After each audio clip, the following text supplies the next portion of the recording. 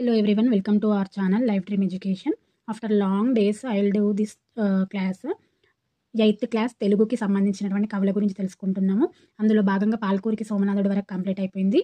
ఇప్పుడు ఈ వీడియోలో ఆచార్య బిరుదురాజు రామరాజు గురించి మనం తెలుసుకుందాం. 8th క్లాస్ కవికి సంబంధించినటువంటి వాళ్ళు. ఓకే, ఈయన జననము, రచనలు, ప్రత్యేకతలు తెలుసుకుంటే మనకు ఈ టాపిక్ కంప్లీట్ అవుతుంది.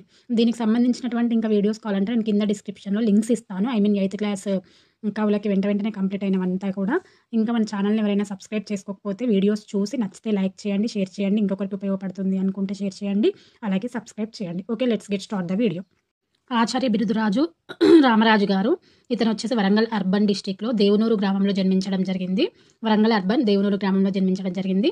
ఇతని రచనల్లో పరిశోధన గ్రంథం వచ్చేసి తెలుగు జానపద గేయ సాహిత్యం. ఏంటి ఇతని పరిశోధన గ్రంథం? తెలుగు జానపద గేయ సాహిత్యం. మరియు ఇతని మిగతా రచనలు ఏంటి అంటే గుర్తుపెట్టుకోవాలి, ఇందులో క్రింది వానిలో ఏవి ఇతని రచనలు అని చెప్పేసి అందులో ఒకటి రాంగిస్తారు. కాబట్టి ప్రతి ఒక్క కవి రచనలు గుర్తుపెట్టుకోవాలి. ఓకే, చరిత్రకెక్కని చరితార్థులు, ఆంధ్రయోగులు, మరుగున పడిన మాణిక్యాలు, ఉర్దూ తెలుగు నిఘంటువు, తెలుగు జానపద రామాయణము, తెలంగాణ పల్లెపాటలు, తెలంగాణ పిల్లల పాటలు, ఇవన్నీ కూడా ఇతని రచనలు. ఏంటండి?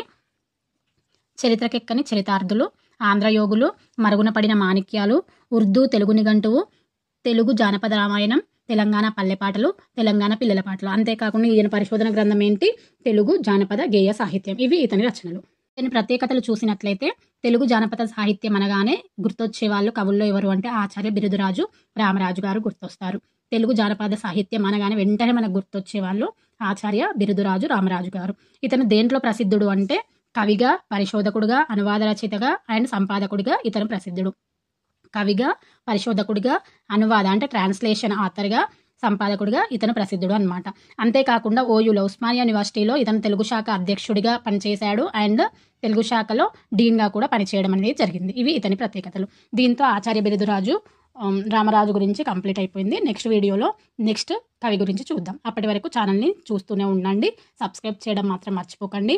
ఇంకొకరికి ఉపయోగపడుతుంది అనుకుంటే షేర్ చేయండి, అలాగే లైక్ చేయండి. Thanks for watching.